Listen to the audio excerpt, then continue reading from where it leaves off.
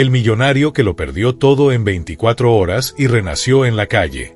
Un empresario con $50 millones despertó sin nada, traicionado por su socio, abandonado por su esposa y durmiendo en su coche. Lo que pasó después te dejará sin palabras. San Francisco, California. Marzo del 2023. David Chen tenía 41 años y acababa de cerrar la venta de acciones de su startup tecnológica por $50 millones. $50 millones. Había pasado 15 años construyendo una plataforma de inteligencia artificial para marketing digital, sacrificando todo, tiempo con su familia, su salud, sus amistades. Pero lo había logrado. Era oficialmente multimillonario. Esa noche celebró en un restaurante de lujo en Nob Hill con su esposa Amanda, su socio y mejor amigo desde la universidad, Marcus, y un grupo de inversores. Champagne de $3,000 la botella. Langosta. Risas. Brindis tras brindis. David se sentía invencible. Sentía que finalmente había ganado el juego de la vida. Todo el esfuerzo, toda la presión, todo valió la pena. O eso creía. A las 2 de la mañana llegó a su penthouse en Russian Hill. Amanda ya estaba dormida. Él se sirvió un whisky escocés de 40 años, se paró frente al ventanal que daba a la bahía, y pensó, lo logré. Soy libre. No tenía idea de que en exactamente 22 horas estaría durmiendo en el asiento trasero de su Tesla, sin un centavo, sin esposa, sin amigos, sin nada. Y lo peor, sería totalmente su culpa. Esta historia es real. Sucedió hace menos de 2 años. Y lo que este hombre aprendió en la calle, aplicando sin saberlo los principios del estoicismo, puede cambiar tu vida hoy mismo. La mañana del 15 de marzo del 2023 comenzó perfecto para David. Se despertó a las 10, algo raro en él. Normalmente estaba levantado desde las 6, revisando emails, en llamadas con Asia, monitoreando métricas.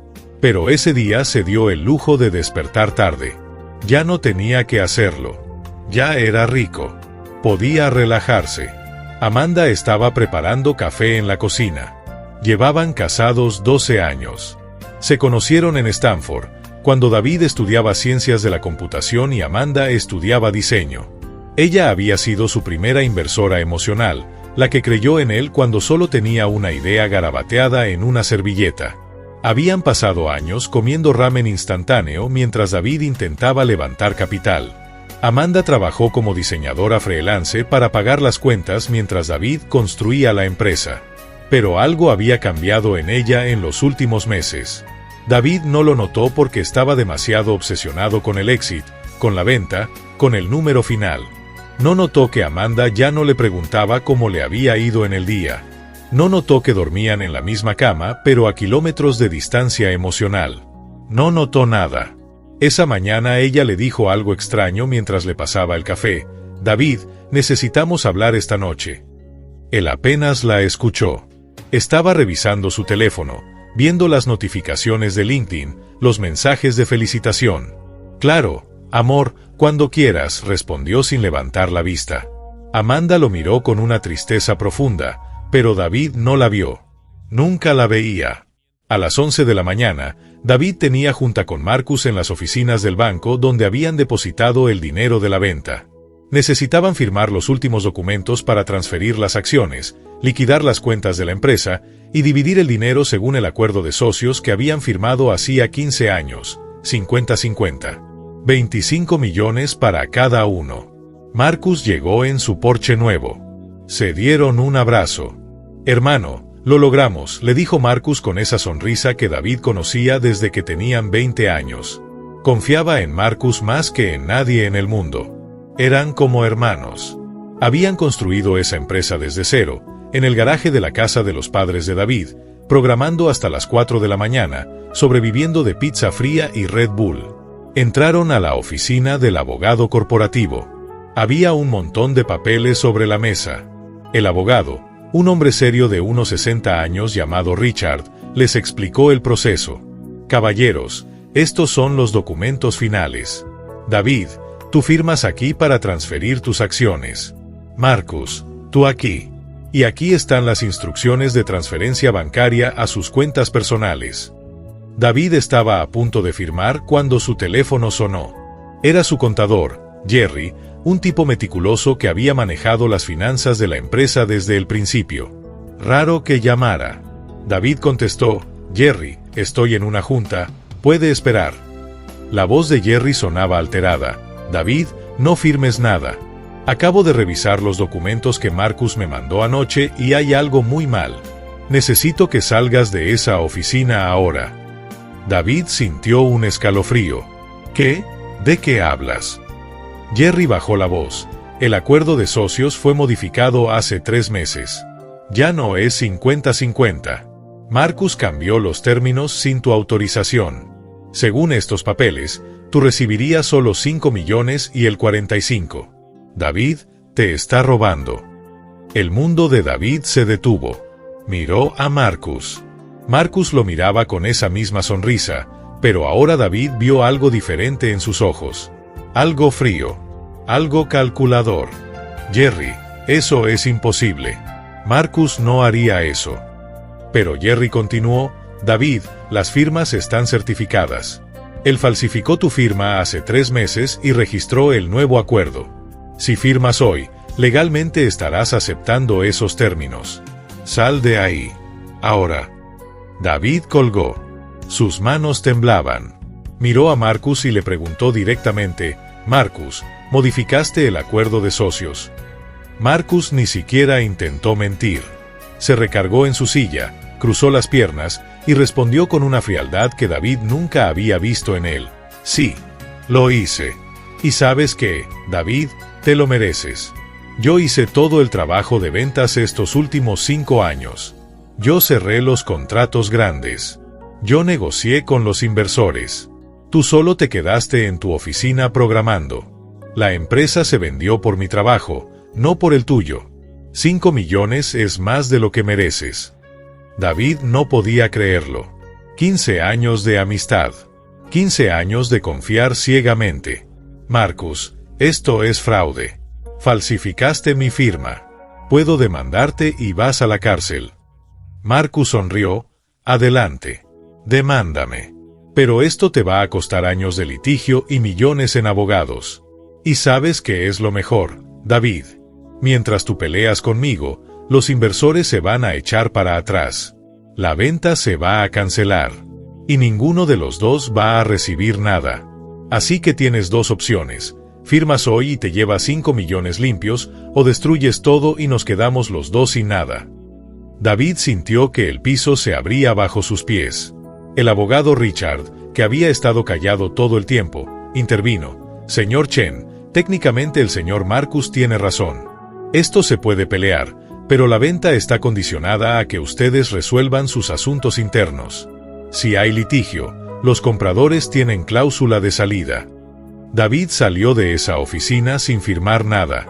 Subió a su carro y manejó sin rumbo por 2 horas, procesando la traición. Su mejor amigo, su hermano, lo había apuñalado por la espalda por dinero. Llamó a Amanda. Necesitaba hablar con alguien. Necesitaba apoyo. Pero Amanda no contestó. Le mandó un mensaje: «Amor, algo horrible pasó. Marcus me traicionó. Necesito verte». Amanda respondió 2 horas después: «David, yo también necesito hablar contigo. Llegaré a la casa a las 7. David llegó al Penthouse a las 6 de la tarde. Se sirvió un whisky. Luego otro. Luego otro. Estaba destruido. Todo por lo que había trabajado, todos esos años, toda esa confianza, se había evaporado. A las 7 en punto, Amanda entró. Traía una maleta. David la vio y supo que algo estaba mal. «Amanda, ¿qué es eso?». Ella lo miró con los ojos rojos, como si hubiera estado llorando, pero su voz era firme: «David, me voy. Pedí el divorcio esta mañana». David sintió como si le hubieran dado un puñetazo en el estómago. «¿Qué? ¿Por qué? ¿Ahora? ¿Justo ahora?». Amanda dejó escapar una risa amarga. «¿Justo ahora? David, te he estado diciendo por 3 años que necesitábamos trabajar en nuestro matrimonio. Te pedí que fuéramos a terapia. Te rogué que pasaras tiempo conmigo. Pero tú siempre, Siempre elegiste el trabajo. Siempre elegiste tu empresa. Y ahora que ya la vendiste, ¿crees que voy a quedarme? Ya no te amo, David. No te he amado en mucho tiempo. David intentó acercarse a ella. Amanda, por favor, podemos arreglar esto. Te lo juro. Ya vendí la empresa. Ahora tendremos tiempo. Podemos viajar. Podemos, pero ella lo detuvo. No quiero tu tiempo ahora. No quiero tu dinero. Quería a mi esposo hace 5 años. Y él nunca estuvo ahí. Y aquí viene lo que destruyó completamente a David. Amanda continuó, además, conocí a alguien más. Alguien que sí me ve. Alguien que me escucha. Me voy a vivir con él. David sintió que el mundo se derrumbaba. ¿Quién? ¿Quién es? Amanda bajó la mirada. Marcus. Silencio. Marcus. Su socio. Su mejor amigo. Su hermano. No solo lo había traicionado en los negocios. Se había acostado con su esposa. David no podía respirar. ¿Desde cuándo? Amanda recogió su maleta. Desde hace 2 años. Lo siento, David. Pero esto es culpa tuya. Tú nos empujaste a esto por nunca estar presente. Y se fue. David se quedó solo en ese penthouse gigante. Se terminó la botella de whisky. Lloró. Gritó. Rompió cosas. Y entonces hizo lo peor que pudo haber hecho en ese estado. Tomó decisiones. Decidió que si Marcus quería guerra, tendría guerra. Llamó a un abogado de litigios, uno de esos tiburones que cobran $1000 la hora, y le dijo que demandara a Marcus por fraude, que bloqueara la venta, que destruyera todo. El abogado le advirtió, «Señor Chen, esto va a costar millones y puede tomar años». David, borracho y destruido, gritó, «No me importa. Quiero verlo arruinado». Esa noche, David firmó papeles autorizando al abogado a congelar todas las cuentas de la empresa, a bloquear la venta, a iniciar demandas cruzadas. En su mente, si él no podía tener los 50 millones, nadie los tendría. A la mañana siguiente, con la peor resaca de su vida, David recibió una llamada de los compradores. Cancelaban la venta. No querían meterse en un litigio. El deal estaba muerto. $50 millones se evaporaron. Pero eso no fue lo peor. Marcus contrademandó. Y como Marcus había sido más listo, tenía mejores abogados, y tenía evidencia de que David había firmado la autorización para el litigio en estado de ebriedad, el juez falló a favor de Marcus. No solo eso. El juez ordenó que David pagara los costos legales de Marcus. En 3 semanas, David gastó todo lo que tenía en abogados. Sus ahorros. Las acciones que aún poseía en otras empresas. Todo. Y seguía debiendo. Los acreedores comenzaron a llamar. El banco embargó el penthouse. El Tesla fue reposeído. David Chen, que hace un mes tenía $50 millones en papel, ahora estaba en bancarrota. Oficialmente. Y para colmo, Marcus y Amanda se mudaron juntos a Malibú, publicando fotos en Instagram de su nueva vida. La humillación era total. David no tenía a dónde ir. Sus padres habían muerto años atrás. No tenía hermanos. Sus amigos eran todos del mundo tech, y cuando te caes en Silicon Valley, nadie te contesta las llamadas. Intentó quedarse en hoteles baratos, pero sin tarjetas de crédito y sin efectivo, lo corrieron. Durante una semana durmió en su coche, un Honda Civic viejo que había guardado de sus días de universidad. Lo había conservado por nostalgia. Ahora era lo único que le quedaba. Una noche de abril del 2023, David estaba estacionado en un callejón de Tenderloin, uno de los barrios más peligrosos de San Francisco, llorando, preguntándose cómo había llegado ahí. Tenía hambre. No había comido en 2 días. Su teléfono estaba a punto de quedarse sin batería y sin plan. Y entonces vio algo que le cambiaría la vida. Un hombre sin hogar, probablemente de unos 60 años, estaba sentado en la banqueta leyendo un libro a la luz de una fogata de bote de basura. David, por pura curiosidad o desesperación, se acercó. ¿Qué lees? El hombre levantó la vista y sonrió. Le faltaban varios dientes. Meditaciones de Marco Aurelio, ¿lo conoces? David negó con la cabeza. El hombre le extendió el libro. Toma, léelo. Te va a salvar la vida. David tomó el libro. Era una edición vieja, maltratada, con páginas amarillas. Esa noche, bajo la luz de una lámpara de calle, David comenzó a leer. Y algo hizo clic. Marco Aurelio escribió: tienes poder sobre tu mente, no sobre los eventos externos. Date cuenta de esto, y encontrarás fuerza. David leyó esa línea 10 veces. Había pasado un mes culpando a Marcus, culpando a Amanda, culpando al sistema legal, culpando a todos. Pero nunca se había culpado a sí mismo. Nunca había aceptado que él creó este desastre. Él eligió no estar presente en su matrimonio. Él eligió confiar ciegamente sin verificar contratos. Él eligió demandar en estado de ebriedad. Siguió leyendo: la mejor venganza es no ser como tu enemigo. David había gastado todo intentando destruir a Marcus. Y en el proceso, se destruyó a sí mismo. Marcus estaba en Malibú. David estaba en la calle. ¿Quién ganó? Esa noche, David durmió por primera vez en semanas. No porque su situación hubiera mejorado, sino porque algo en su mente cambió. Dejó de pelear contra la realidad. Aceptó que estaba en la calle. Aceptó que lo había perdido todo. Y en esa aceptación, encontró una paz extraña. A la mañana siguiente, el hombre sin hogar que le prestó el libro, cuyo nombre era Thomas, le ofreció café de una termo. ¿Qué tal el libro? David respondió: me voló la cabeza, ¿cómo sabes tanto de filosofía? Thomas sonrió: yo también era rico. Tenía una firma de abogados. Perdí todo en el 2008. Mi esposa me dejó. Caí en las drogas. Perdí mi licencia. Y terminé aquí. Pero encontré este libro en un bote de basura hace 10 años. Y me enseñó que la libertad no es tener dinero. Es no necesitarlo para ser feliz. David pasó los siguientes 3 meses viviendo en la calle con Thomas y otros sin hogar.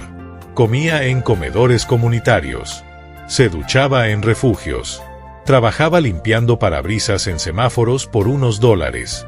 Era humillante. Era duro. Pero algo extraordinario pasó. David comenzó a ser feliz. Realmente feliz. Por primera vez en 15 años. Porque en la calle aprendió las lecciones que Marco Aurelio y Epicteto enseñaron hace 2000 años. Aprendió que solo controlas 3 cosas: tus pensamientos, tus palabras y tus acciones. Todo lo demás es ruido. Aprendió que la riqueza externa es frágil, pero la riqueza interna es inquebrantable. Aprendió que el ego es el enemigo, como diría Ryan Holiday. David comenzó a meditar todas las mañanas. Comenzó a escribir un diario reflexionando sobre meditaciones. Y comenzó a ayudar a otros sin hogar, compartiendo comida, escuchando sus historias. Dejó de pensar en sí mismo. Y en ese proceso, se encontró a sí mismo. Un día de julio, David estaba limpiando parabrisas en Market Street cuando un carro de lujo se detuvo en el semáforo. La ventana bajó. Era un hombre de unos 50 años, bien vestido. David Chen. David lo reconoció. Era Robert Kim, un inversor coreano-americano que había intentado invertir en su startup años atrás, pero David lo había rechazado por arrogante. Señor Kim. Robert salió del carro, incrédulo. ¿Qué te pasó? Escuché rumores, pero no lo podía creer. David, en lugar de avergonzarse, sonrió: perdí todo. Cometí errores. Estoy reconstruyendo. Robert lo miró con una mezcla de lástima y respeto. Tienes que contarme tu historia. Sube.